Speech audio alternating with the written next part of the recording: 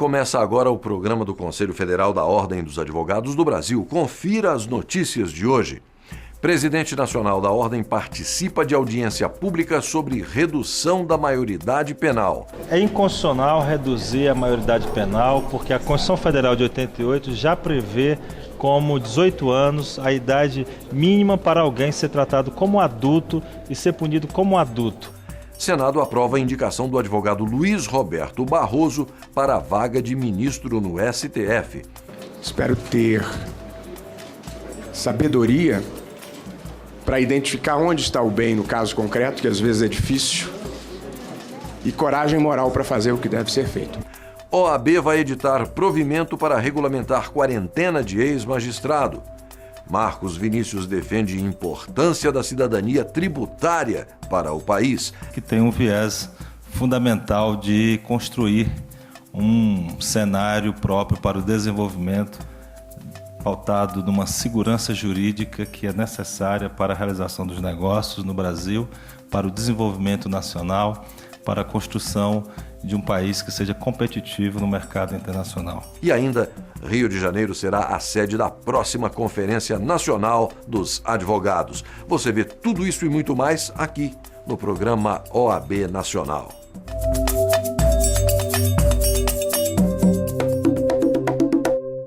O presidente nacional da OAB participou da primeira de 3 audiências públicas que serão realizadas pela Comissão de Constituição e Justiça do Senado para discutir a redução da maioridade penal. Na ocasião, Marcos Vinícius Furtado defendeu que a redução da maioridade penal para 16 anos é inconstitucional e não irá ajudar a reduzir os índices de criminalidade no país. A audiência pública realizada na Comissão de Constituição, Justiça e Cidadania do Senado ouviu a Ordem dos Advogados do Brasil e o Ministério Público sobre a redução da maioridade penal. Os dois se posicionaram contra as propostas que tramitam na casa, que permitem prender menores de 18 anos que cometerem crimes. É inconstitucional reduzir a maioridade penal porque a Constituição Federal de 88 já prevê como 18 anos a idade mínima para alguém ser tratado como adulto e ser punido como adulto. Essa é a definição da Constituição Federal que não pode ser alterada. Para o presidente da Ordem, o Estado brasileiro não tem cumprido adequadamente com a função de ressocializar e recuperar aqueles que cometem delitos. A saída seria, segundo ele, garantir o cumprimento de efetivas políticas públicas destinadas à proteção da infância e adolescência. A saída não é a redução da maioridade penal, mas a implantação do Estatuto da Criança e do Adolescente, com políticas públicas que tratem dos adolescentes e com um período de internação que não estimule a reiteração ou a reincidência de atos infracionais. Na mesma linha, a Procuradora Federal do Ministério Público defende outras medidas que tornam mais severa a responsabilidade dos menores que cometem infrações. É possível adotar outras medidas que tornam mais severa a responsabilidade dos menores que cometem infrações. É possível, por exemplo, aumentar o tempo de internação, é possível determinar que o menor tenha que ser obrigatoriamente educado, frequentar escolas, fazer um exame supletivo, é possível aumentar o rigor com que ele é tratado nas casas de atendimento aos menores no país. O que não é possível é que nós permaneçamos num sistema que ainda a punição não seja certa, os adultos que corrompem os menores estejam sujeitos a penas que não desestimulem esses adultos a corromperem os menores. Isso é preciso também alterar para aumentar a severidade desse tratamento e de modo que é um sistema que ainda é falho, que precisa ser aprimorado. Outra preocupação da OAB quanto à redução da maioridade penal diz respeito aos efeitos colaterais graves que essa mudança pode gerar, caso venha a ser concretizada. Muitos efeitos colaterais surgirão com a redução da maioridade penal para 16 anos, como, por exemplo,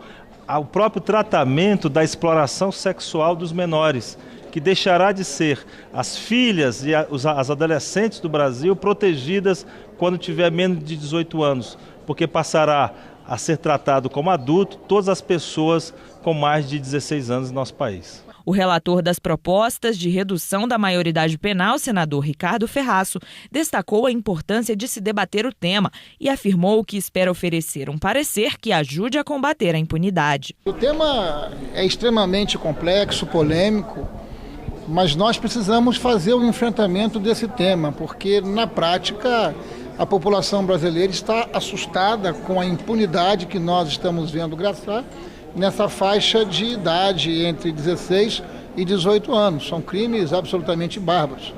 É a primeira audiência pública de 3 que vamos fazer e eu espero, ao fim, na condição de relator, oferecer à comissão um parecer que possa evoluir, que possa aperfeiçoar e que, fundamentalmente, possa combater a impunidade que nós estamos vendo graçar nessa faixa etária. Presente na audiência, o autor de uma das propostas, senador Aloysio Nunes, justificou sua posição quanto às penas aos menores de 18 anos. Eu considero que, hoje em dia, você tem crimes violentos cometidos por menores de 18 anos, entre 16 e 18 anos, para os quais os remédios, as punições que estão previstas no Estatuto da Criança e do Adolescente já não são suficientes, não tem a capacidade de intimidá-los. Não é? Por outro lado, eu prevejo a hipótese de que adolescentes nessa faixa de idade possam ter já a capacidade de entender o que estão fazendo, não é? E de agir segundo esse entendimento. Nesses casos, sendo o adolescente alguém que visivelmente é perigoso para a sociedade, por ter sido já várias vezes ter praticado crimes violentos, né? Crimes que na linha do que a lei penal brasileira qualifica como crimes hediondos. Nesses casos o juiz poderá aplicar a lei penal desconsiderando a sua minoridade a partir de 16 anos. 3 propostas de emenda à Constituição que tratam da redução da maioridade penal tramitam no Senado e estão prestes a serem votadas pela Comissão de Constituição e Justiça. Outras 2 audiências vão debater a constitucionalidade das PECs. O objetivo é auxiliar no entendimento dos parlamentares que em breve devem votar essa matéria. Esse é o primeiro de uma série de 3 painéis e nós vamos tratar de constitucionalidade, eficiência ou eficácia da medida. Vamos tratar de questões biopsíquicas sociais, quer dizer, vamos tratar da maturidade do jovem de 16 anos sob o aspecto médico e psíquico. E este painel trouxemos a Ordem dos Advogados do Brasil e o Ministério Público Federal. O assunto versou mais sobre a questão da constitucionalidade, que é um tema que inclusive o Ministério Público já também se manifestava e o Ministério da Justiça, através do ministro Cardoso, também falou a respeito e nós conseguimos dar alguns avanços. O relator está com 3 PECs e alguns projetos correlatos. Entendemos que a partir da última reunião, do último painel, o relator vai ter condições para encaminhar um parecer que versará sobre a matéria como um todo, né? O país estará ou não, né? Vamos debater na comissão e depois em plenário com condições de reduzir a maioridade penal. O Estado deve respeitar o princípio da individualização da pena previsto na Constituição. Esse foi o posicionamento defendido pela Ordem dos Advogados do Brasil durante a audiência pública promovida pelo Supremo Tribunal Federal para debater o regime prisional. O princípio constitucional da individualização da pena foi defendido em audiência pública sobre regime prisional no Supremo Tribunal Federal. Por falta de vaga para o regime semiaberto, o Tribunal de Justiça do Rio Grande do Sul concedeu prisão domiciliar a um condenado. O Ministério Público do Estado questiona essa decisão do TJ. No debate do STF, o conselheiro federal Fernando Santana defendeu a rejeição do recurso extraordinário do MP. O que parece claro é que definir o regime inicial da execução em estabelecimentos distintos e em estabelecimentos adequados, definir isso, e é isso que precisa ser pontuado, senhor ministro, isso integra a fase judicial da individualização. Ela não é uma solução de só menos importância, como parece ou como sugere esse recurso extraordinário oriundo do Rio Grande do Sul. E tanto não é que o próprio artigo 5º, inciso 18 da Constituição, ele estabelece que para a fase de execução da pena existam estabelecimentos adequados. Existir estabelecimento adequado é uma exigência do sistema constitucional de individualização da pena, em face do qual nós não podemos transigir sob pena de desrespeito à ordem constitucional desta República. Essa importante audiência pública realizada pelo Supremo Tribunal Federal discute um tema da mais absoluta atualidade. É que não há em nosso país vagas, na maioria dos estados, para que os presos possam responder em regime semiaberto. Então, qual a solução a ser implantada? Agravar a pena do cidadão e, portanto, colocá-lo num regime fechado ou pô-lo no regime de prisão domiciliar? Por óbvio que o cidadão não pode ser prejudicado por conta da ineficiência do Estado. E a Constituição Federal assegura o princípio da individualização da pena. O cidadão tem que responder à pena para a qual ele foi condenado. Ele não pode ter a sua pena agravada por falta de vagas naquele regime ao qual foi condenado. Portanto, a OAB está firme defendendo a proposta, a ideia de que a prisão domiciliar deve ser a alternativa para a falta de vagas no sistema carcerário brasileiro para o cumprimento do regime semiaberto. Essa posição histórica da OAB, no sentido da defesa dos direitos humanos, nos leva a concluir pela defesa da tese que foi, de forma muito eficiente, arguida e sustentada na audiência pública pelo Conselheiro Federal Fernando Santana, da OAB da Bahia. Participaram da audiência pública no Supremo 33 especialistas, entre advogados, juízes, promotores, defensores públicos, secretários de Segurança Pública, representantes do Ministério da Justiça e do CNJ. As discussões vão contribuir para o julgamento do recurso extraordinário. Os magistrados presentes na audiência afirmaram que há decisões diversas no país sobre casos semelhantes. A Ordem dos Advogados do Brasil espera que a repercussão geral do STF, originada da decisão deste processo, sirva de orientação para todo o judiciário brasileiro. A audiência pública realizada no Supremo Tribunal Federal, convocada pelo relator ministro Gilmar Mendes, que está vendo a possibilidade da edição de uma súmula que aborde o tema ou o julgamento de um recurso que discuta esse assunto para que em todo o Brasil haja uma uniformidade de tratamento desse aspecto, dessa realidade, no sentido de levar para a prisão domiciliar os presos que não tiverem vagas nos regimes semiabertos. Marcos Vinícius enfatizou a necessidade de se fazer um mutirão carcerário. Essa audiência pública põe em destaque novamente a realidade do sistema carcerário em nosso país. Não podemos continuar com a atual situação em que os presos não têm uma reeducação, uma ressocialização, acabam tendo nas penitenciárias um doutorado no crime. Quer dizer, não há um sistema educacional, não há um sistema para o trabalho, não há uma educação para o emprego. Depois não existe uma política de reinserção na sociedade desses presos, o que acaba na reincidência. Então não podemos fechar os olhos para essa questão. Por isso que o Conselho Federal da OAB propôs um mutirão carcerário ao ministro da Justiça e estamos entabulando para que não haja presos que estejam respondendo indevidamente apenas nas prisões por falta de assessoria jurídica. E a seguir, Senado aprova a indicação do advogado Luiz Roberto Barroso para a vaga de ministro no STF. É daqui a pouco, depois do intervalo. Até já.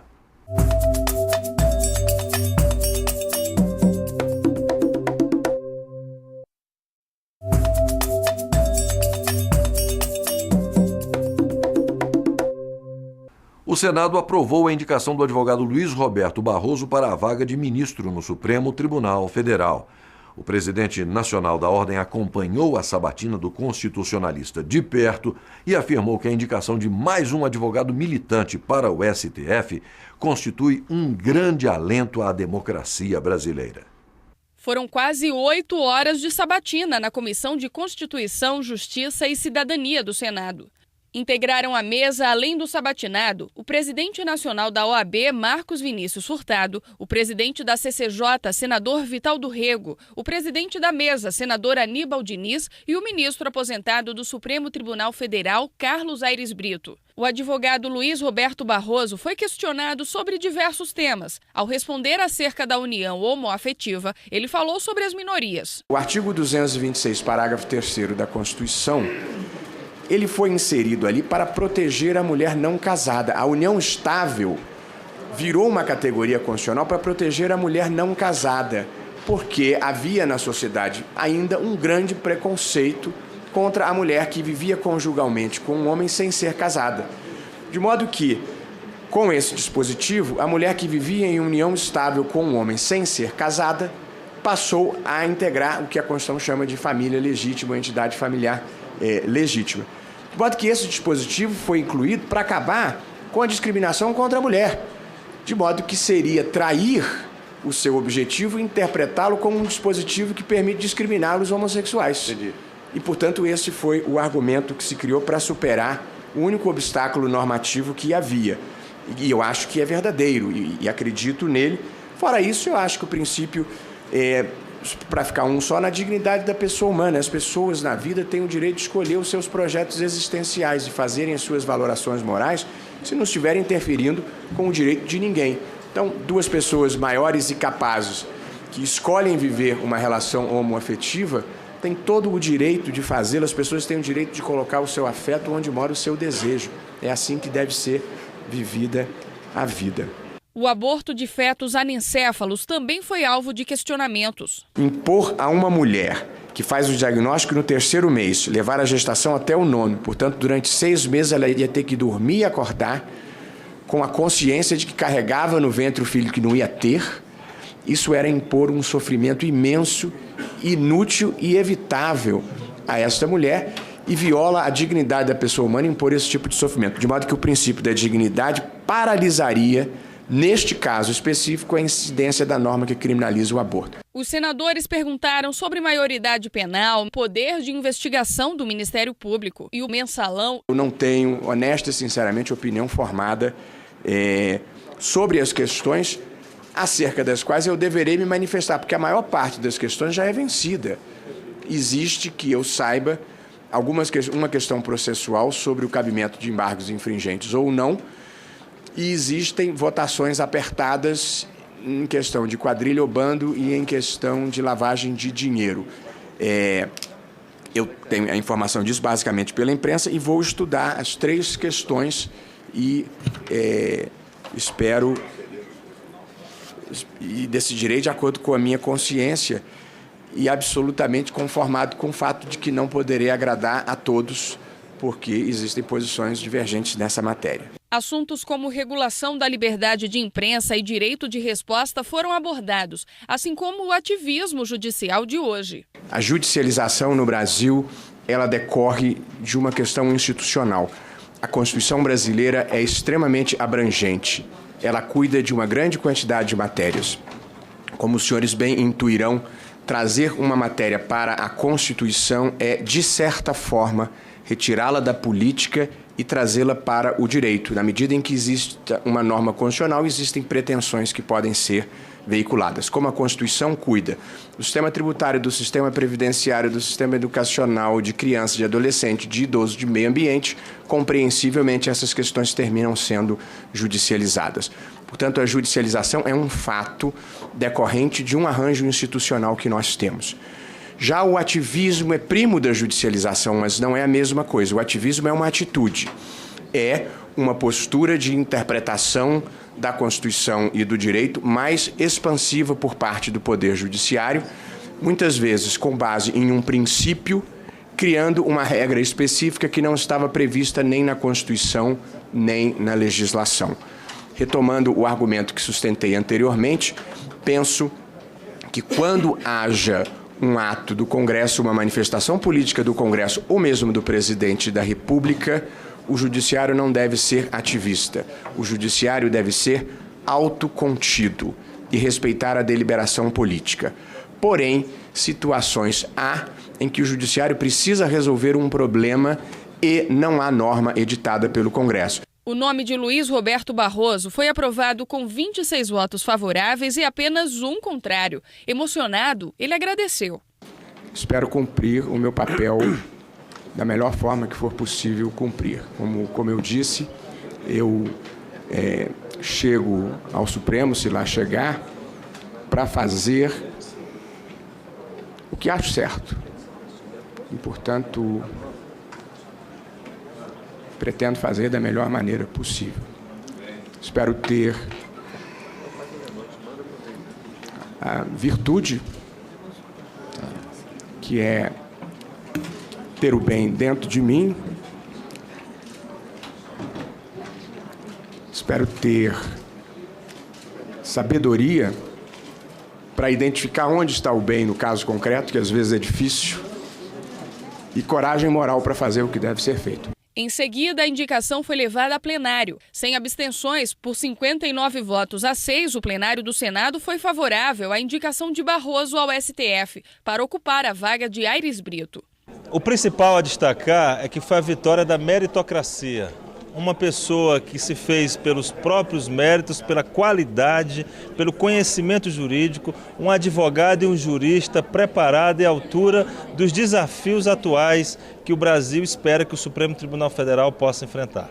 A capacidade de diálogo expressada na vida acadêmica, na advocacia, pelo futuro ministro Luiz Roberto Barroso, implica concluir que ele será capaz de contribuir nesse necessário diálogo e nessa necessária aproximação entre as instituições da República. Agora, o nome de Luiz Roberto Barroso vai ser publicado no Diário Oficial da União. O Supremo deve agendar a posse, que ainda não tem data para acontecer. Só de saber que tem 8 mil processos me esperando, acho que vai ser um trabalho grande, mas eu também não estou indo obrigado, não. Estou indo porque quis, porque aceitei o convite, estou indo feliz. Eu saio de uma vida como professor, na qual eu sou muito realizado, uma vida como advogado, na qual eu sou muito feliz, e estou indo para o Supremo porque aceitei o convite. Eu não precisava sair de onde estava, estou indo porque quero e espero poder fazer o melhor possível e servir ao Brasil. O meu sentimento é esse. A minha vida foi boa em todos os sentidos e estar no Supremo é uma perspectiva de retribuir o muito que recebi do país. Veja no próximo bloco. Pleno da OAB aprova a edição de provimento para regulamentar a quarentena de ex-magistrado. Nós voltamos em instantes.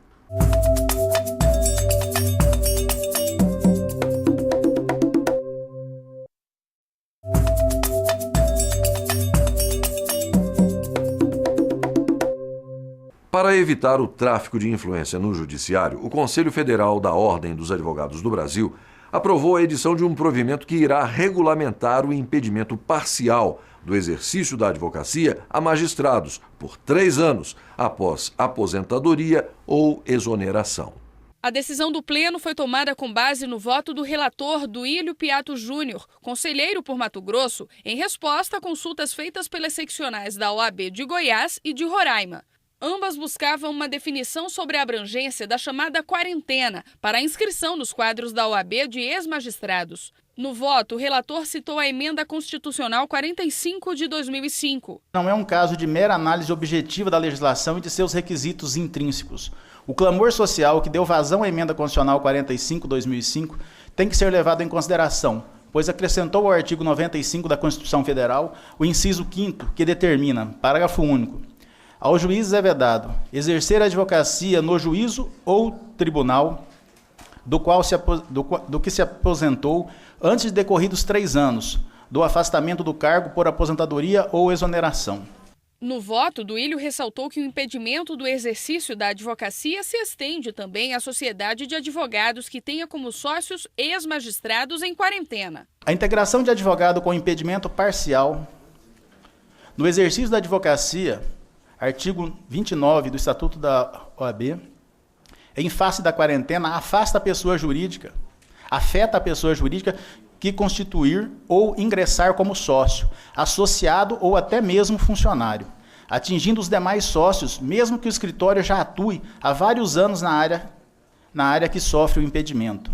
Mesmo que não ocorram os requisitos objetivos legais de sociedade devidamente registrada, a simples vinculação informal com a veiculação de mídia em sites, revistas, cartões ou inserção em papel timbrado ou cartões de visita, onde o advogado impedido por estar em quarentena demonstra estar vinculado ao escritório, já é suficiente para se fazer prova da infração do artigo 34, item 1 e 2 do Estatuto da OAB e da Advocacia. O Conselho Federal tem que levar em consideração o ideal que seria de declarar o impedimento desse magistrado em quarentena, que não precisa da profissão para sobreviver, pois possui seus proventos de pensionistas. Mas, no confronto com a própria Constituição Federal, seria negar o direito ao trabalho do cidadão, que preenche os requisitos do artigo 8º do Estatuto, e deixar o caso sob a égide do Judiciário e dos mandados de segurança. Por isso, a decisão de admitir a inscrição com impedimento, porém dentro dos rigores da legislação e com a possibilidade da infração ser ética e não criminal. A matéria foi discutida em plenário. Não é possível alargar tanto aqui a questão de incompatibilidades e impedimentos ao ponto de chegar a transpor o impedimento e a incompatibilidade de um advogado, e isso não se questiona, para toda uma sociedade. Vejam bem que quantas e quantas sociedades tem no Brasil, onde a gente vê, por exemplo, procuradores de Estado, nos estados em que é possível advogar, que integram alguma sociedade. Pergunto eu, nenhum dos sócios, nem advogando sozinho, poderá ingressar contra o ente que remunerou ou remunera um colega? Eu acho que isso é um elastério muito preocupante. Muito preocupante. E outra, o advogado que integra de qualquer forma a sociedade, ele não está obrigado a advogar exclusivamente pela sociedade. Ou na sociedade, ele pode advogar sozinho, inclusive. E nesse caso, ainda assim, ele estará impedido ou incompatível com a advocacia? Já que a exceção ou essa restrição ao exercício da profissão, nesse caso específico, foi alçada a condição de norma constitucional, me parece que tem que ser dada a ela não uma interpretação restritiva, e sim entender as razões e as motivações que levaram o constituinte derivado a inserir essa norma na Constituição. Nessa linha de raciocínio, e para ser bem objetivo e direto, me parece que a proposição do nobre relator caminha no sentido adequado. Retira da disposição constitucional originária e da inclusão desse dispositivo no artigo 95 da Constituição a conclusão correta. O que pretende o Constituinte é eliminar uma eventual e indevida influência sobre os julgadores daqueles que já fez parte desse quadro de julgadores. Ainda que prevaleça o voto do relator, ainda vai ensejar muitas dúvidas. Por exemplo, o juiz civil que se aposenta, ele está impedido de atuar no juízo penal? O juiz trabalhista pode atuar no juízo civil? É uma série de questões que ainda vão demandar uma série de consequências, de modo, senhor presidente, que a minha proposta é no sentido que seja editado um provimento definitivo para regular essa questão.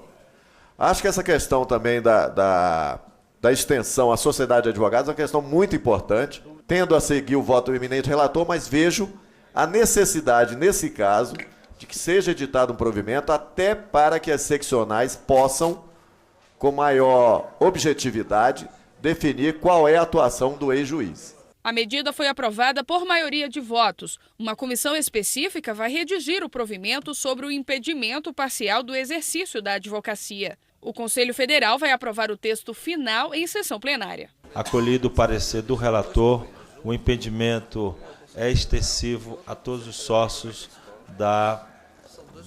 do escritório da advocacia. Agradeço o relator pelo excelente trabalho desenvolvido e, em seguida, designaremos a comissão para a elaboração do provimento. A comissão irá deliberar a extensão do provimento e o plenário, por seu turno, no momento adequado. Marcelo Galvão comporá a comissão, com certeza.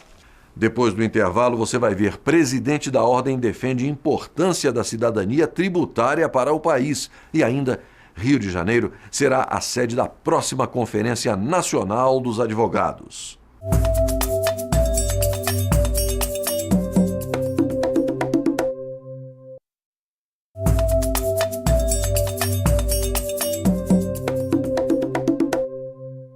sede da Confederação Nacional da Indústria, em Brasília, foi palco do Seminário Internacional de Direito Tributário. Ao discursar na solenidade de abertura do seminário, o presidente nacional da Ordem defendeu a importância da cidadania tributária para o Brasil. Durante 3 dias foram discutidos temas ligados ao direito tributário. O seminário internacional foi realizado pela Confederação Nacional da Indústria e pelo CARF, o Conselho Administrativo de Recursos Fiscais.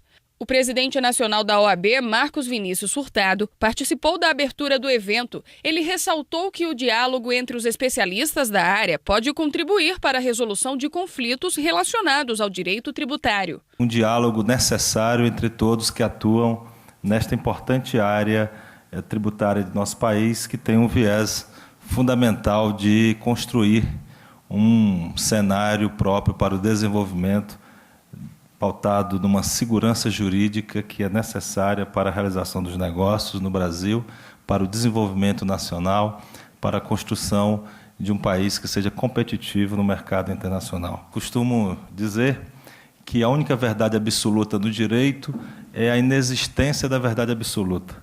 O direito é tal qual a dialética, a busca, a lógica da verdade procurada, a busca da verdade.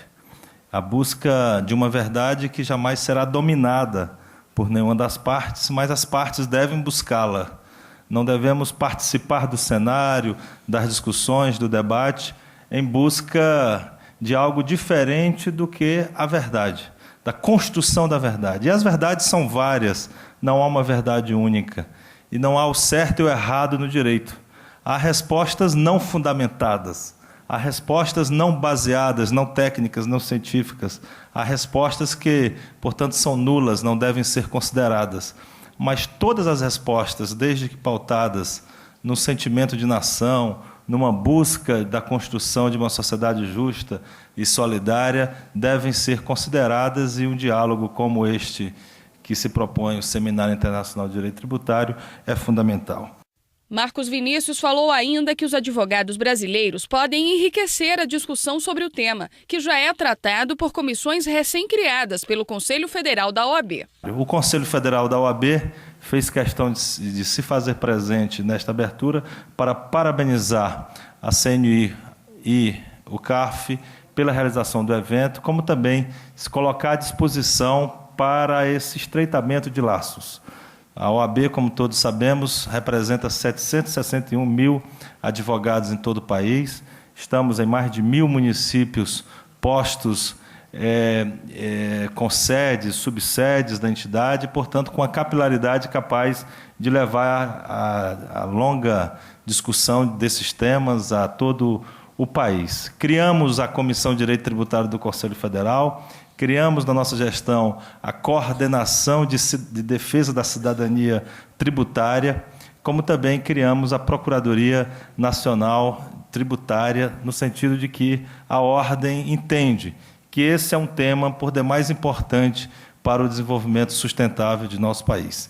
O presidente da Comissão Nacional de Defesa da Cidadania Tributária do Conselho Federal da Ordem fez questão de participar das discussões do Seminário Internacional.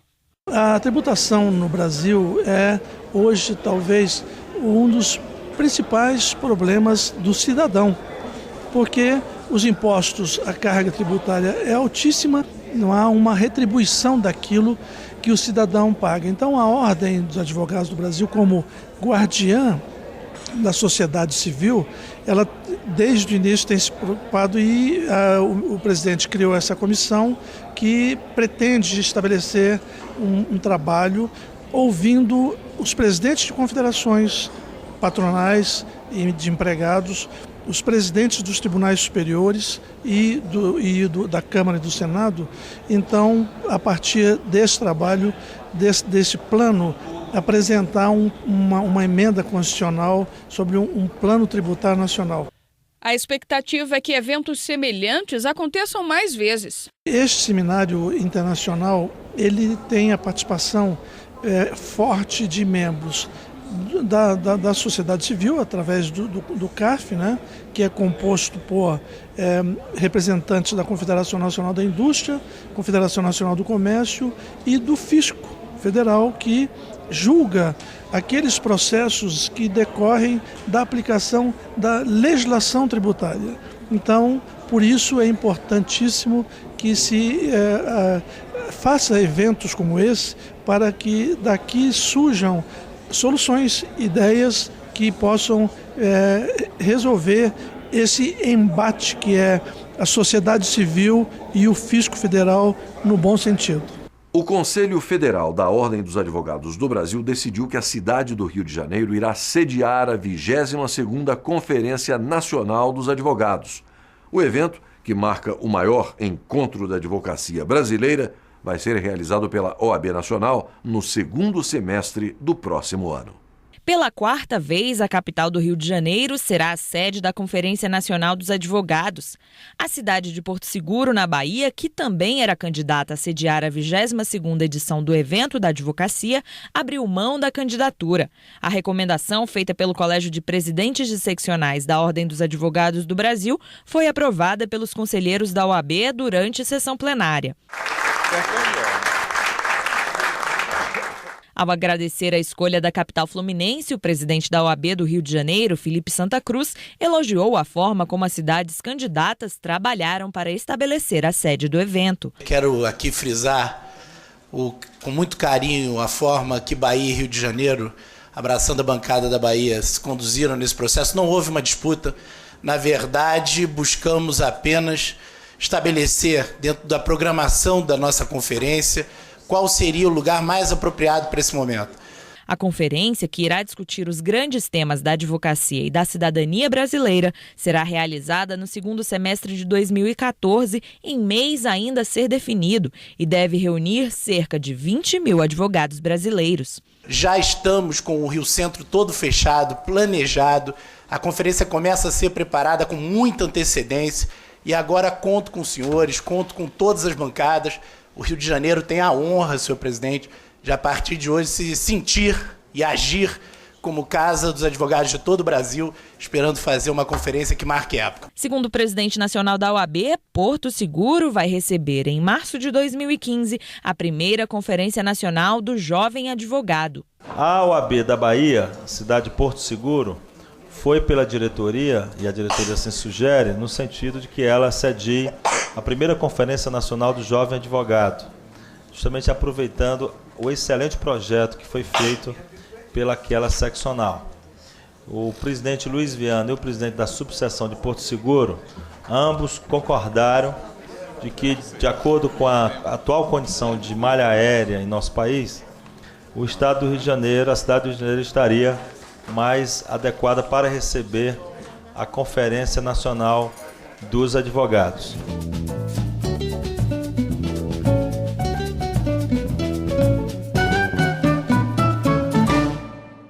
E hoje nós ficamos por aqui, mas na semana que vem estaremos de volta com mais notícias de interesse da advocacia e da sociedade brasileira. Até lá e um abraço a todos.